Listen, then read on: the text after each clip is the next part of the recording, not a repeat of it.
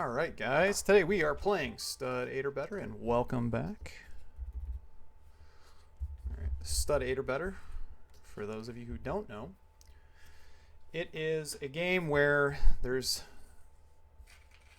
two pots if you qualify, meaning the high hand will always be a stud high.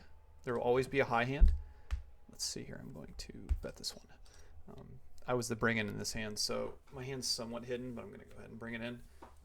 So there's two pots in this hand. The first is there's a high stud hand, and then if you qualify, 4 cards 8 or better for low. Or I'm sorry, 5 cards 8 or better for low. I'm thinking Omaha here over here with 4 cards in my hand. These guys both catch good here on 5th Street. He catches 3 to a suit with 3 to a low. He's got 3 to a straight over here. I do have the best draw at the low here, so I am going to call. I do block 2 clubs here, so he doesn't necessarily have to flush. Really catch bad here for me. Now he can have a 7 low, he could have a 6 low. Not many bets have gone in, so I don't necessarily think they're super strong in this spot. But I am drawing pretty much for half the pot at this point, and the pot it's not super big, so I'm just going to let this one go. So to make a low, you need 5 unpaired cards, 8 or better in your hand. Now he raises, and he 3-bets. So over here he has an 8 low and an ace high flush, and then over here he has a 6 low. So 6, 4, 3 deuce ace. He does only have ace high though. He has the second best low though, so his raise on the river is fine. So in this game, the bring-in is going to be the low card. Aces play both high and low with respect to the bring-in. They're going to play high. And in the stud rounds, they are also going to play high as well. So the low card brings it in, and you have the option to complete it for a smaller amount than it is. Because like right here, we're playing 50 cent a dollar. You have the option to bring it in for 20 cents, I believe, or complete it to 50. I always recommend people in almost every scenario, there's a couple scenarios in tournaments, that you should just always bring it in for the minimum. That way you hide the strength of your hand. Don't catch good here with the aces against 3 people. I'm going to check. The 3 catches really good here. He catches my suited ace, and then the deuces call, or the deuces pair deuces. So I'm going to go ahead and peel 1, completing action. Don't necessarily catch great again here, but everyone kind of catches bad. So I'm going to go ahead and bet my hand here. I could technically slow play it because like everyone's kind of caught like crappy boards, but more than likely here I'm pushing some equity. Now I have a 4 flush and aces. I'm going to go ahead and bet again. I probably have some fold equity against the deuces and the 10. If I get raised by the ace king, it's kind of a really bad spot. There are 3 hearts that are dead. But if he has an ace high flush here, I'm really in bad shape. Now the fact that the 10 calls here, it makes it more likely he has a low. And my hand here is in a lot of trouble. I'm going to go ahead and fold my hand. I think I'm going to make a tight fold, but I think I'm only drawing at half the pot. I'm not drawing at all of it.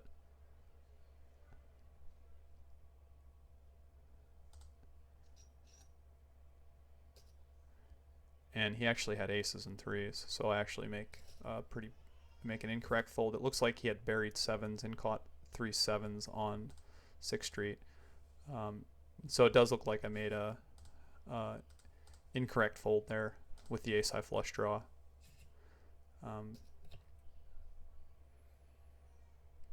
It's gonna need a lot of luck on the river. I think he had an ace high. I'm not sure if he had an ace high flush draw as well.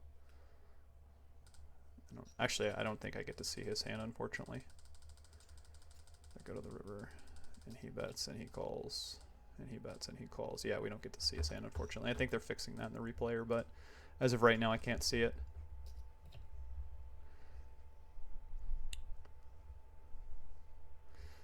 But again, it is good to notice your dead cards. Like, I noticed there were 3 dead hearts there. It was just very unlikely he had aces up in that situation, considering I had aces and then he had an ace on his board. So it was much more likely that he had an ace-high flush. And then when the 10 called, he most likely either has trips. I don't think he has two pair in that situation. He most likely has trips or a low. Nines in this spot. I'm going to go ahead and limp for 20. Call for 20. Now, calling is a fine strategy in stud. There's nothing wrong with calling. Usually you want to definitely have a more aggressive line. But with the antes involved, you also have the opportunity to do a lot of limping. Very similar like PLO strategy in general. My opponent here catches 4-5-7.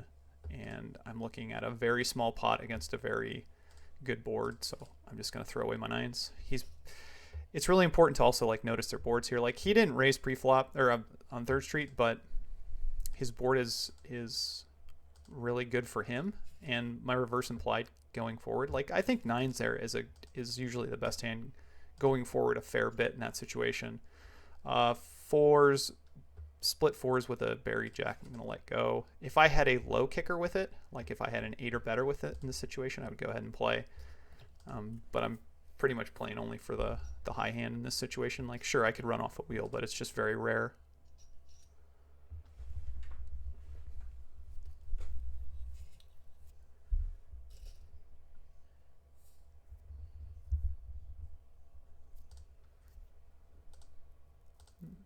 Split jacks with a king. One jack is dead. And there's 3 4s out there.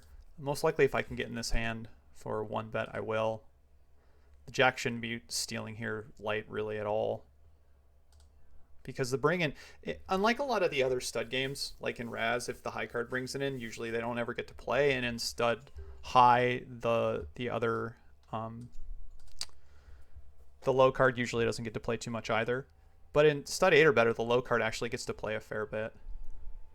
So in this situation here with my split jacks, if the 4 deuce bets, we just call. We could try to get the king 4 out, but if he has basically against his entire range here, we're getting free rolled. Or not free rolled, but he's pushing equity against us. So now that he catches 4 deuce 5, and we basically unblock all the cards over here we like that he needs for a wheel or 6-eye straight, we're just going to fold. Like the only cards that were dead were 4s. So there's a chance he made like deuces, but he has so much equity against us in that street. And then going forward, playing our hand is not super easy. Now, if he's got 3 cards to an 8 or low, let's say like he's got deuce 4 8 or deuce, something like that, where it's not, he doesn't have a straight yet. Like he can't make a straight at that point. We definitely want to continue. The reason being is like if he does have a pair, we can still scoop him. If he's got 2 pair, we can still scoop him. If he has a low, we're getting half. So there's a lot of things that going forward in the hand we can play. Like, yeah, he can definitely catch a good card on 6th Street, and we can catch bad again. But on 5th Street, we definitely want to continue, especially since there's a little extra dead money in there considering we raised. But on 5th Street against 3 to a wheel, it's going to be really hard to continue. 3 4 8 here. The up cards matter how or if we're going to play this hand. If folded to, we're going to open the 8. The 7 opens. It's pretty marginal. We have 2 jacks behind us here. I'm going to make kind of a tight fold. If I had an ace in my hand, I would for sure play it. The other reasoning being, if one of these high cards come in behind us, I can make aces and have the better pair than they do. But kind of with these 3 low cards that aren't necessarily straight draws, it's marginal. If you're the bring-in, it's usually okay. Like if the 7 completed into my 8, or say like I had a 3 up and the 7 completed in my 3, I would definitely defend.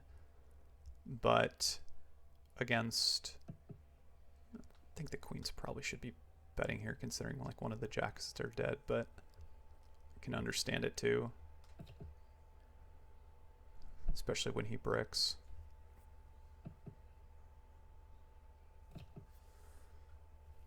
And it looks like it's just most likely going to check down. Oh, he had Jack 6-8. I don't know what this hand was, but it was like either like Jack 6-8-3 or nothing. And then the queen had, wow. Both those hands were not playable, no matter what combination they were. No stealing here with this hand. We definitely want to have some equity for stealing in this game. You know, like I would say 3 clubs would be a hand to consider stealing, especially if they're all live, if they're not exposed and dead. But again, you still gotta get past the queen. You still gotta get past then the 2 low cards as well. So stealing's a little bit more tricky, I would say, in stud 8 or better versus Raz or stud high. A lot of combination of, I would say, quote unquote playable hands.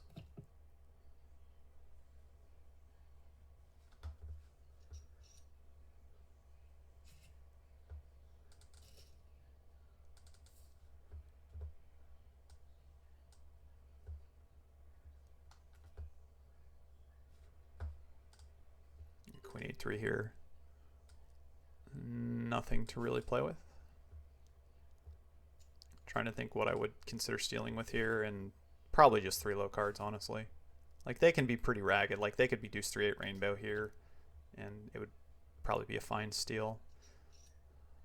Also could consider, like, maybe if I had the ace of clubs in the hole with it here, I would also consider stealing, considering, like, what the up cards were. But the up cards matter significantly in how we play our hand. I've said it multiple times, and anytime you're given free information, you definitely want to keep it. So let's see here. Pieces of advice: you definitely want to keep track of the dead cards. Here it's a little bit of a tricky spot. I'm going to go ahead and limp the 7. The ace could raise in this situation, but I'm going to go ahead. Peel off the jack here, which is extremely hidden, which is lovely. We most likely would want to play this hand slightly tricky. So I'm going to go ahead and check, and most likely the ace is going to bet here with the ace deuce. This is just a very high bet for him. If the 5's call, I'm probably just going to go ahead and check raise. I don't really care what the 9 has in this situation. Like, he can just have a lot of stuff. So I'm just going to go ahead and call. And we make 7s and he makes ace deuce 3. So we're going to go ahead and check raise now. Like, it doesn't really matter if we turn our hand up, face up, because we're just trying to deny him low equity if he has low equity. And well, for sure he has some sort of like low equity, and obviously that 6 is not necessarily a good card, because now most likely he made a low. And if he just raises, I'm just gonna call down. I don't really want to waste the time. Like, I could definitely 3-bet in this situation, but there's really no point. Most likely when he raises there and I raise my hand against an ace deuce 3 on 5th Street, like, I almost always have a full house. Queens here split with all these low cards behind me. I'm going to go ahead and call. I think this is a little bit loose. But I've also seen a lot of players kind of get in there with hands that are not really playable, so I don't mind it. The only person who caught good here is the bring-in. So he doesn't necessarily have to have a good hand. Like, I would expect this in a normal game. I would expect like the 7 or 8 to actually have some sort of playable hand. But given the fact that all the other cards over here were low cards as well, he doesn't necessarily have to have a good hand. He does check, so my guess is he most likely has some sort of brick in the hole. So when all these people check to us, I'm going to go ahead and bet.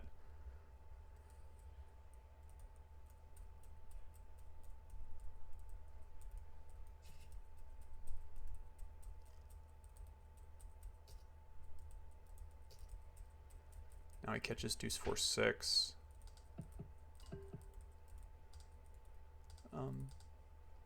I'm actually going to, I think, let a free card peel off here, because that's a pretty scary board. Again, he doesn't necessarily have to have it, but Owl did call as well, and he catches like kind of okay on 5th Street, and my hand is basically just one pair. Now owl bets, and I'm looking at a 3 flush plus 4 low cards. So I've already lost half the pot most likely. I'm just going to fold and go to the next one. The pot is, again, relatively small.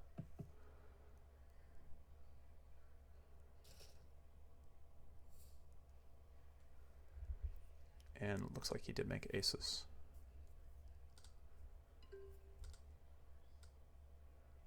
Okay, so we're going to fold here.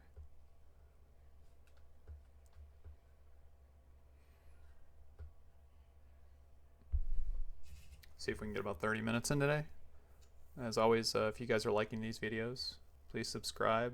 If you want to play on Phenom, play some mixed games on there for not that much. Use the link below. It helps me and it motivates me to keep making some videos. Also, just as a note, if anyone tries to deposit on Phenom, they use USDT, so they use Tether, but it's on the Polygon network. So make sure if you send Phenom money, you send it via Polygon and not on Ethereum. Best way to do it is through Kraken. The second best way is probably to use an individual wallet. So the ace opens up here. I'm just going to go ahead and call with my split ace and an ace. It is nice that I'm blocking this ace as well, so it's less likely he had his aces. And my hand is actually, I have the best hand here. Kings really should not be calling in this situation. Your reverse implied, like throughout the whole hand, if an ace opens up, is pretty bad, I would say. Like if it's got like a draw, like well, there's a bunch of dead clubs too, so not many hands I would say are really playable.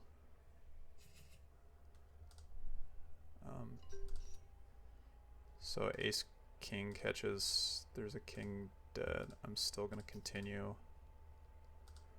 He doesn't have to have an ace in this situation, and obviously we block an ace. Jack is actually, let's say maybe just a little bit scary because there's no aces. Now he bets again. I'm gonna call. They're playing say please play fast. Now I make 3 8s. I'm gonna go ahead and bet.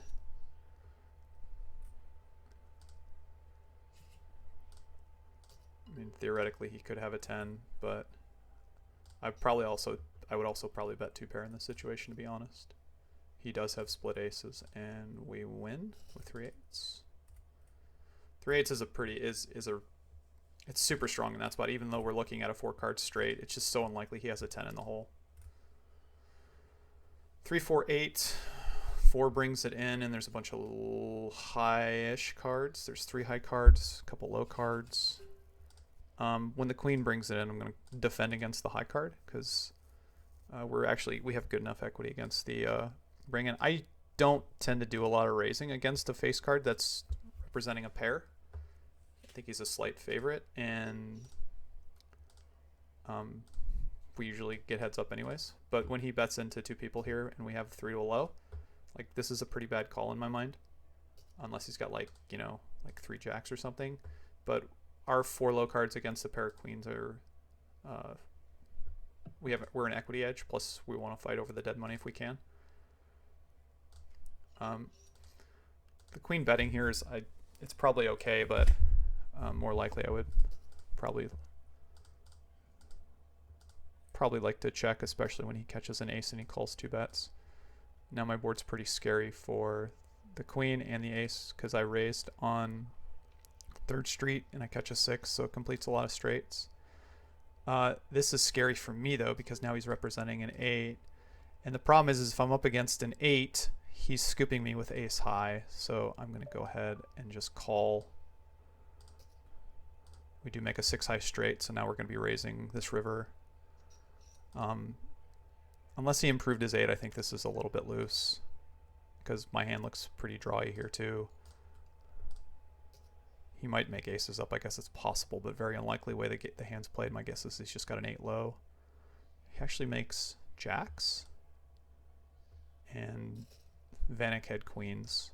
So most likely I would have got to the river and called with the 8 low, just in case I totally misread the hand, because it looks like Bob is showing up with I would say some pretty weak hands.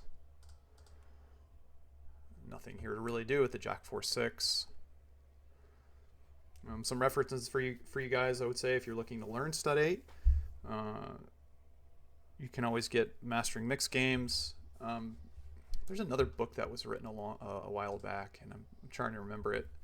It was a pretty thick book, but you can always go on Poker Go 2 during the World Series. I'm not sure if they streamed the 10K stud 8 or better this year, but if they did, most likely Chris Fitch did the commentary.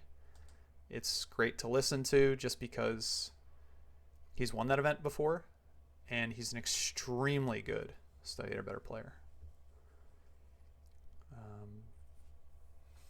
And then I think in the,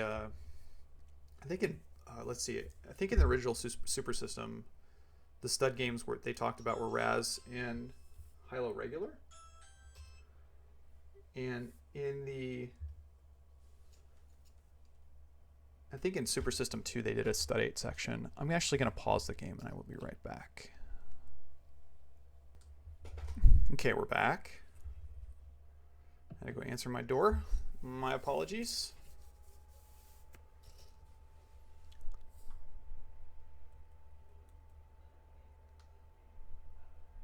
All right, 5-5-6. Definitely gonna play this hand. We're gonna go ahead and open raise. So we have 1-6 dead, a 4 and a 7. So it does remove some of my straight draws. 10 reopens the betting here. I don't necessarily know if the wow, let me get 2 bet. So we're gonna go ahead and call. I don't know if, I don't think this player is necessarily reopening the betting action with all split 10s, meaning like he's 2 betting all 10s. Most likely he could have a lot of high pairs, aces, kings, queens, etc. And this is kind of the trouble sometimes of like reopening the action with those hands, and everyone caught good here. So it's a little bit tricky. I'm just gonna go ahead and call.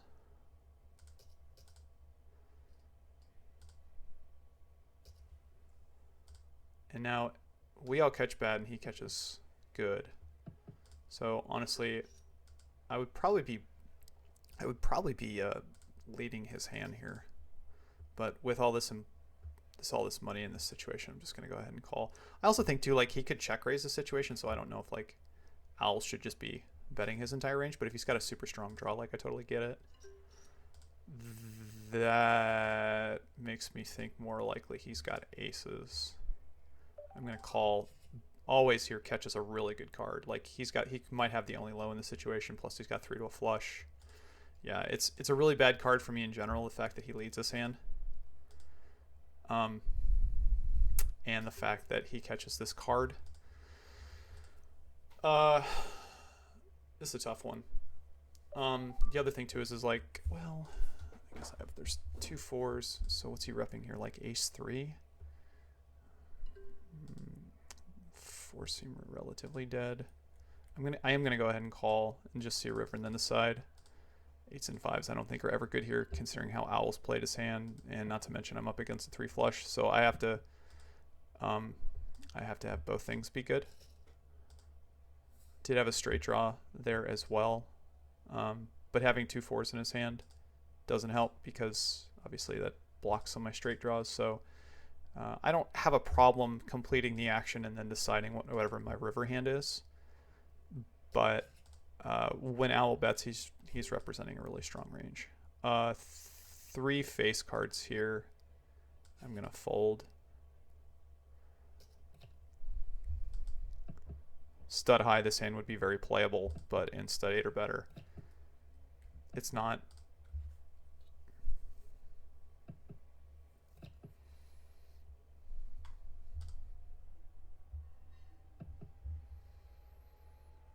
All right, we'll see if we can get one more hand in.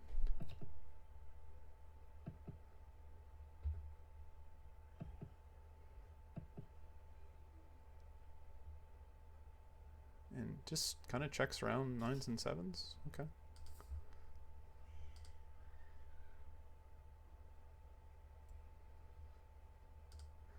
8-3 deuce. This could be it. My hand is pretty janky though, especially against like any action.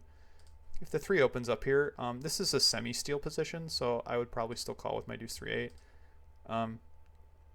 I do mixing between like calling with straw hands and like mediocre hands, so I would say that I'm okay. I'm somewhat balanced. I don't necessarily know if you need to be too balanced though in like a 50-cent dollar game. But I'm gonna go ahead and call. If I get re-raised in this situation, I'm just gonna fold my hand.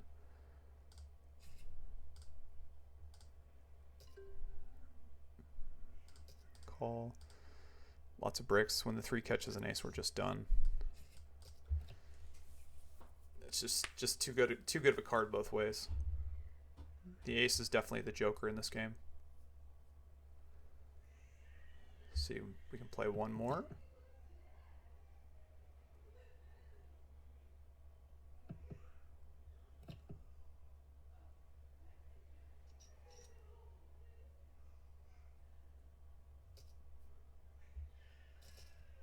He makes 2 pair and a 6 low, very strong hand.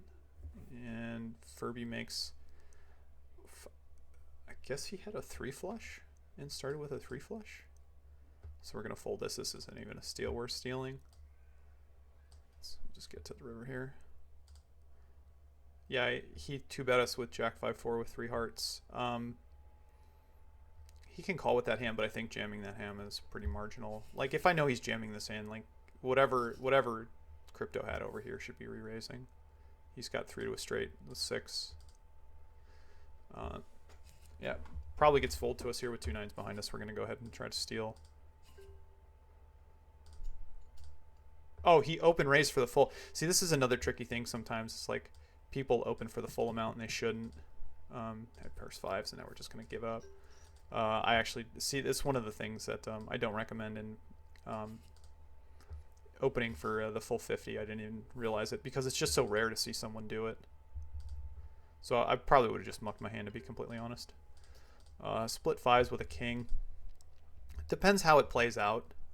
I still think you can defend against an ace open. I'm honestly going to defend if it folds to me, but I think it's unlikely with 2 aces behind.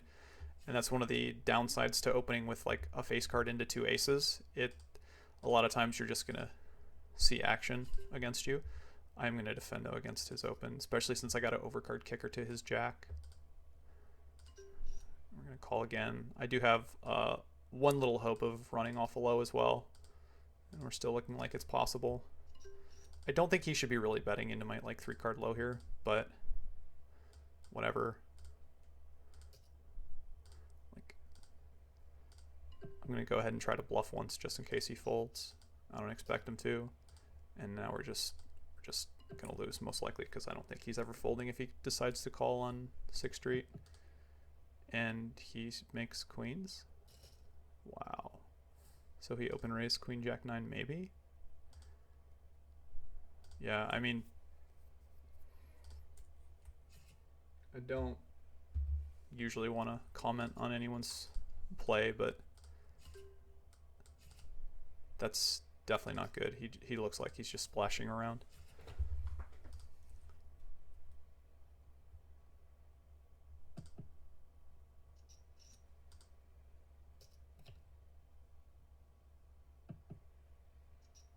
And then if I actually made 2 pair on that river, I definitely would have bet against him. But as bad as my board was when he calls 6th Street, I don't think he's ever folding. He's probably just going to show down the queens. So I just decided to give up.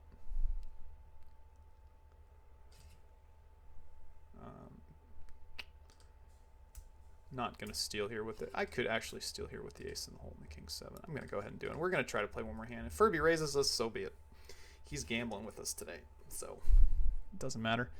If we know he's going to gamble with us, this isn't the worst hand to have. Let's start with a check call. Obviously, him catching a 6 is not great. Him catching an 8 is not great either, but boards are kind of similar, and his range can be really wide.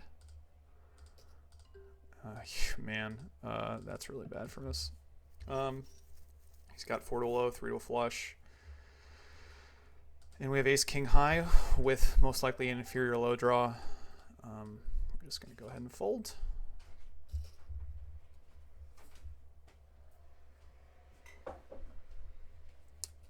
This will probably just be my last hand right here.